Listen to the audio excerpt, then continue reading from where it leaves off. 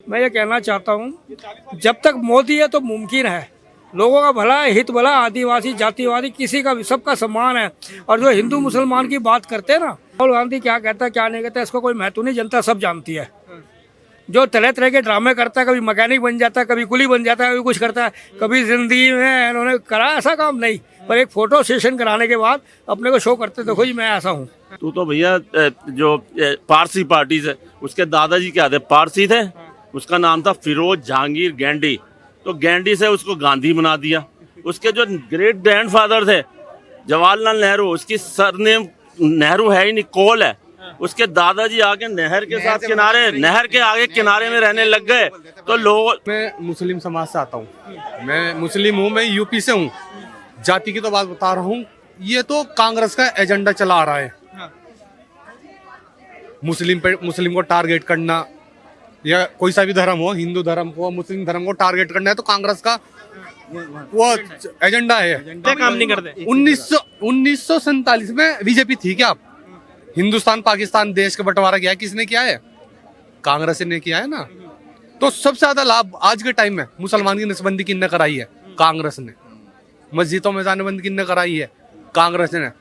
नमस्कार बहुत स्वागत है आपका हमारे चैनल पर। 2024 के चुनाव से पहले प्रधानमंत्री मोदी ने आखिरी बार संसद में दहाड़ लगाई, जिसमें कांग्रेस पार्टी पर जमकर निशाना साधा। प्रधानमंत्री मोदी ने सीट कितनी आएंगी एनडीए की या फिर भारतीय जनता पार्टी को लेकर भी एक आंकड़ा प्रस्तुत किया, लेकिन बड़ी बात उस पूरे उनके अभिभाषण की ये रही कि कांग्रेस पार्टी पे जो निशाना साधा गया है, जनता कैसे देखती है, क्या 2024 के चुनाव में इम्पैक्ट डालने वाला है, जान लेते हैं।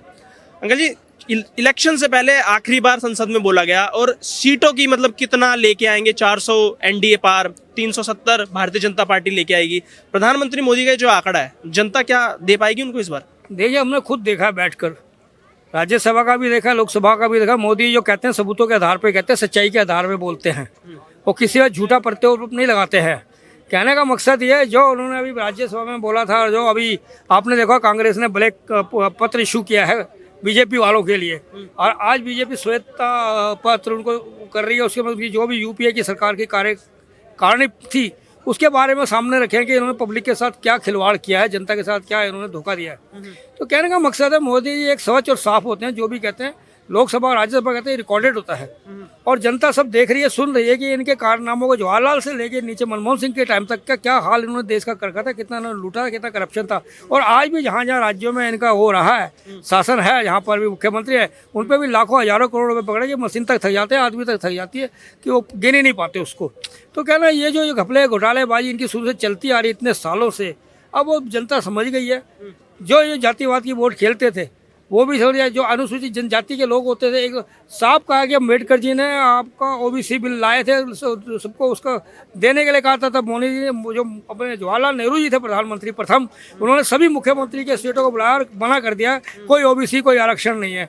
तो ये तो विरोधी है आरक्षण का, आज आरक्षण के गुण गाते हैं राहुल और इनकी पार्टियाँ। मैं ये कहना चाहता हूँ, जब तक मोदी है तो मुमकिन है। लोगों का भला है, हित भला, आदिवासी जातिवादी किसी का भी, सबका सम्मान है। और जो हिंदू मुसलमान की बात करते हैं ना, ये सिर्फ वही कांग्रेस लोग और जो इनके आका हैं, जो जमीन को माफिया लोग हैं, कब्जा करते हैं इस बेस पे, वही लोग इस पे ऑब्जेक्शन करते हैं। अतः सबका साथ, सबका विकास, सबका प्रयास ये मोदी ने दिया और किया है। और जो 4 करोड़ मकान बांटे गए हैं, तो क्या ये मकान, क्या उसमें क्या हिंदू मुसलमान सिख ईसाई सबको नहीं बांटे गए?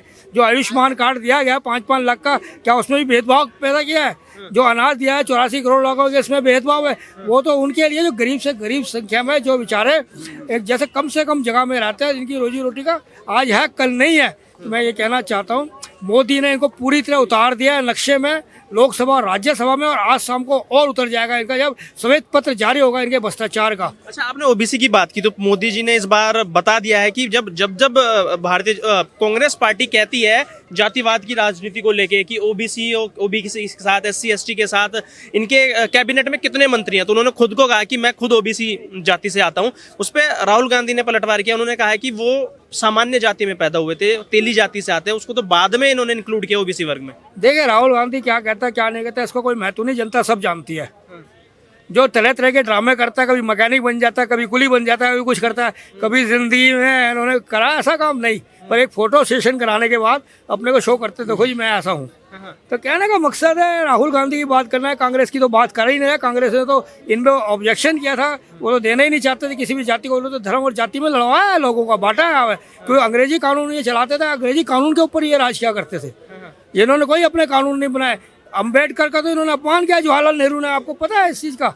गांधी जी नाराज थे, जो उन्होंने बनाया था उनका विरोध किया था इन्होंने। लेकिन इस बार संसद में नेहरू जी के भाषण को लेके उन्होंने क्या बोला था, लाल किले से क्या क्या बोला गया है, उसको लेके प्रधानमंत्री ज्यादा हमलावर रहे।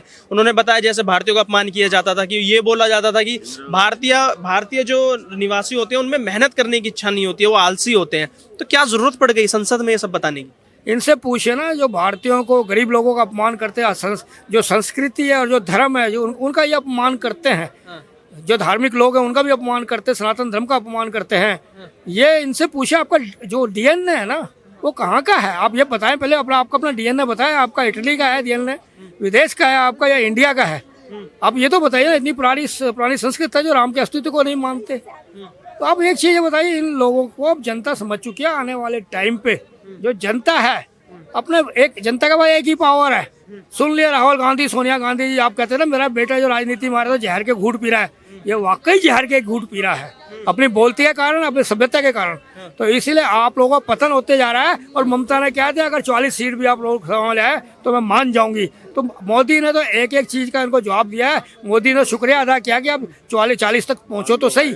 मैं ये कहना चाहता हूँ, ये जो है ना कांग्रेस, ये देश विरोधी कांग्रेस है। अब ये जनता और देश के हित के लिए सिर्फ अपना परिवारवाद को और धन दौलत को इकट्ठा करने वाले, इतनी धन दौलत इकट्ठा करने के बावजूद भी इनकी नीयत देश के प्रति साफ नहीं, विदेशी एजेंट है। अच्छा सर, मैं आपसे जानना चाहूंगा, जैसे संसद में बोला गया पूरा राहुल गांधी पर फिर से टारगेट किया गया कि कांग्रेस पार्टी अपने एक युवराज को बार बार लॉन्च करने की कोशिश कर रही है, लॉन्च नहीं कर पा रही है। और मैकेनिक जो बने थे, जो मोटरसाइकिल ठीक करने पहुंच गए, तो प्रधानमंत्री मोदी ने कहा है कि मैकेनिकल तो बन गए, सीख ली, लेकिन जो अलाइनमेंट होता है ना कांग्रेस पार्टी का, वो लगता है हिल गया है, अलायंस टूटने वाला है। क्या कहेंगे? अलायंस तो टूट ही रहा है बिल्कुल।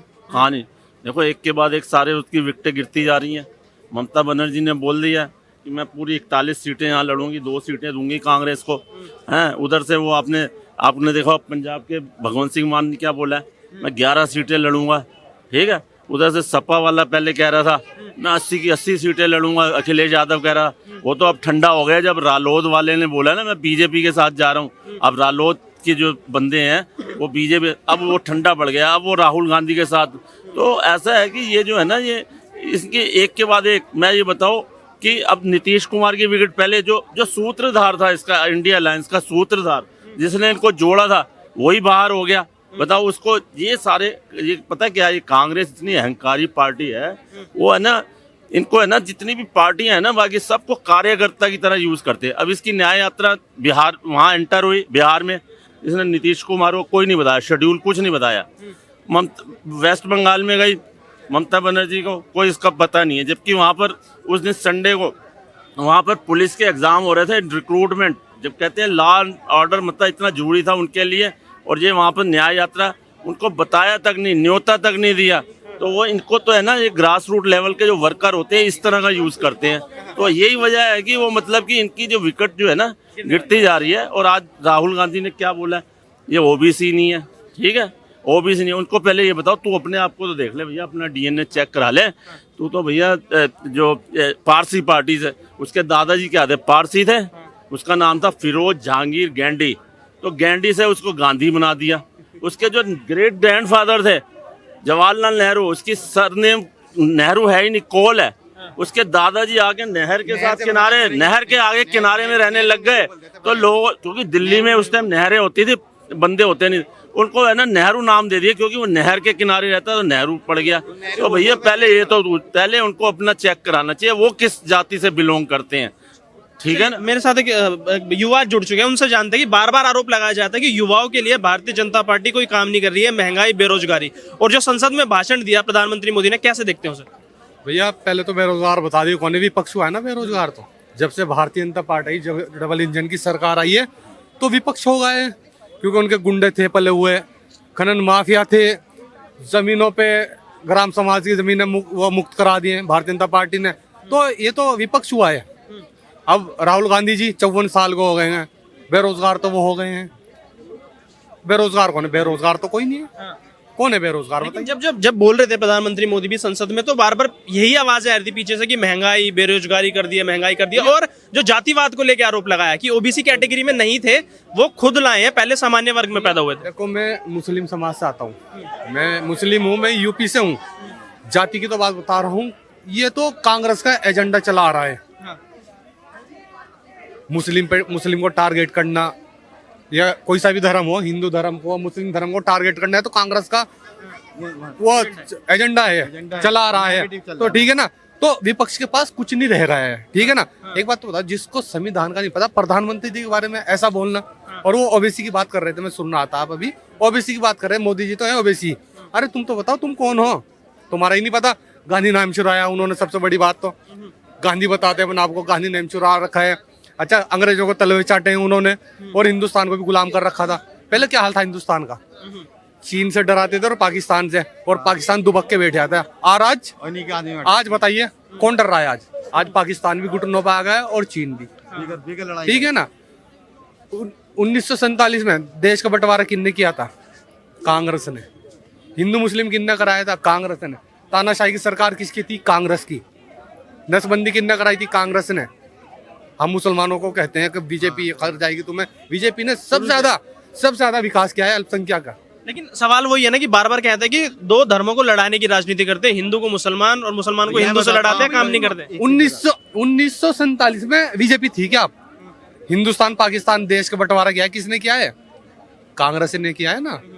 तो सबसे ज्यादा लाभ आज के टाइम में मुसलमान की नसबंदी किसने कराई है? कांग्रेस ने। मस्जिदों में जाने बंद किसने कराई है? कांग्रेस ने। मुस्लिम को शिक्षा से पीछे किसने रखा है? कांग्रेस ने। मस्जिदों में, ईदगाहों में नमाज पढ़ते हुए गोली चलाई किसने चलाई? कांग्रेस ने। जो बाबरी मस्जिद का इतना बड़ा इशू बना है, जब से आज तक क्या, अब शांत हो गया, ये किसने सारा बीज बोए किसके थे? कांग्रेस के। तो आरोप किस पे लगाते हैं? भारतीय जनता पार्टी पे। 9 साल में भारतीय जनता पार्टी ने वो विकास किया है, वो काम किया है, कागज में भी और जमीन स्तर पे भी। वरना पहले क्या रहता था? कागजों में सिमट के नहीं, फाइल बंद हो के डस्टबिन में फेंकती थी और तिल्ली लगती थी उसमें 5 साल बाद। ये था। आज जमीन स्तर पे काम हो रहा है। 100 साल भी नहीं कर पाएगी। अगर 100 साल दे देना और कांग्रेस को, तो 100 साल में तो देश ही खत्म हो जाएगा बिल्कुल। भारतीय जनता पार्टी ने वो काम किया है, वो विकास किया है, और सबसे बड़ी बात है कानून व्यवस्था दुरुस्त की है भारतीय जनता पार्टी ने। मैं यूपी से आता हूँ, यूपी की कानून व्यवस्था देखिए, बाबा जी है वहाँ पे। बाबा जी के काम से खुश हैं भैया? कानून व्यवस्था दुरुस्त है सबसे पहले, इससे योजना से पहले, हर चीज से पहले ना कानून व्यवस्था दुरुस्त हुई है वहाँ पे। आप देखिए उत्तर प्रदेश में 25 करोड़ जनता को संभालना ऐसा ही नहीं है। आप ये बैठा है चोर केजरीवाल, घोटालेबाज, इनने क्या किया है? दिल्ली का क्या हाल कर रखा है? ये जितना ठगबंधन हुआ है ना, ये ठगबंधन इकट्ठा हो रहा है। खैर बस में पंचर हो गया, एक का कुतंडे शुरू हो गए, भागने लग गए। वो तो खैर मध्य प्रदेश से शुरू हो गई थी इनकी उल्टी गिनती।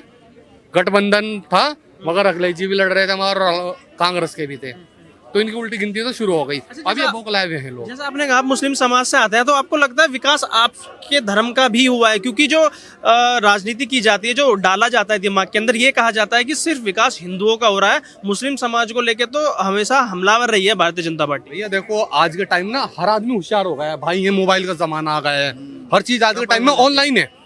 मैं जिस विधानसभा से आता हूँ ना, मैं जिला सहारनपुर से हूँ, जिस मेरी विधानसभा पड़ती है ना जो, और लोकसभा भी पड़ती है, उसमें विधानसभा में 1450 आवास विकास योजना आई है, जिसमें 450 हिंदू भाइयों को बने हुए, 1000 मुस्लिम के। ठीक है। सबसे बड़ी भारत सरकार की योजना आयुष्मान कार्ड, जिससे 5 लाख रुपए का गरीब आदमी को इलाज हो रहा है। ठीक है। फिर आ जाओ उज्ज्वल योजना आप, ठीक है। फिर आ जाइए आप फ्री शौचालय, ठीक है। और अब गरीबी बात कर रहे हैं, अब भारतीय जनता पार्टी मोदी जी की विश्वकर्मा योजना चली, जिससे 3 लाख रुपए मिल रहे हैं, जो आदमी गरीब आदमी वो अपना छोटा बिजनेस करके बैठ सकता है। ठीक है ना। किसने सोचा है? कोरोना काल देखो कैसा चला है। कोरोना काल में बताओ कोई भूखा सोया है? सोया है कोई भूखा? लोगों ने खाया भी और बेचा भी राशन। विपक्ष सिर्फ डरा हुआ है, विपक्ष के बस का कुछ नहीं है। इनके हौसले ना पस्त हो गए हैं, और ये ठगबंधन है, गठबंधन नहीं है। ये देखो मुखी खा रहे हैं, विधानसभा में मुखी खाइए, अब फिर लोकसभा में मुखी खाएंगे, अभी हम प्रधानी के इलेक्शन होंगे, महागठबंधन करेंगे, फिर मुखी खाएंगे। क्या है विपक्ष के पास बताइए आप?